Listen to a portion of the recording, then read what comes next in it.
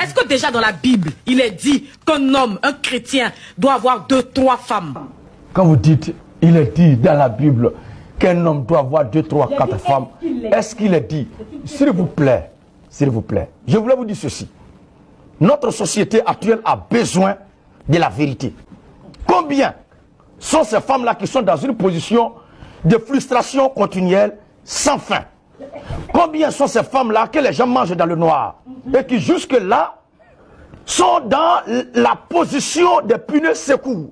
C'est-à-dire aussi longtemps que le pneu principal ne crève pas, elles ne pourront jamais avoir accès à ce bonheur d'être une femme reconnue légalement aux yeux et yeux de tous. Cela n'est pas juste. C'est l'Occident qui, en envoyant la Bible en Afrique ici, l'a accompagné avec sa civilisation et ses traditions.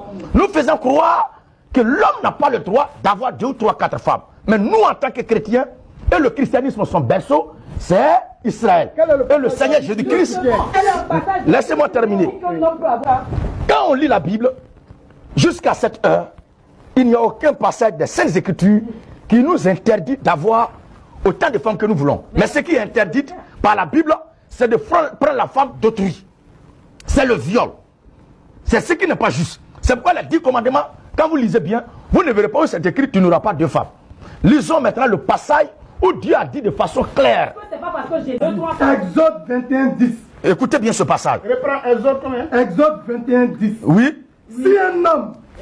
Si un homme prend une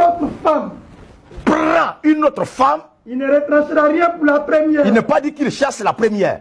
Moi, j'exhorte les pasteurs de Côte d'Ivoire à être courageux.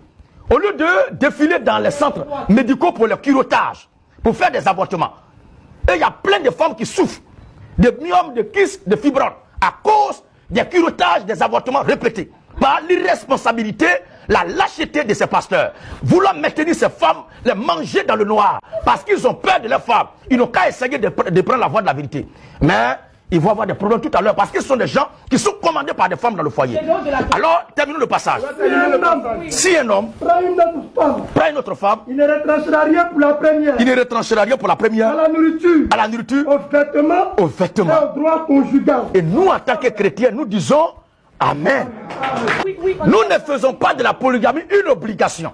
Mais nous disons que si quelqu'un a les moyens et se sent poussé de prendre une autre femme, de prendre 2 femmes, 3 femmes, 4 femmes, 5 femmes, 6 femmes, 8 femmes, et qu'il a les moyens de les entretenir, ça diminuerait encore, permettez-moi avec la main droite sur le cœur, le nombre de femmes frustrées de la société.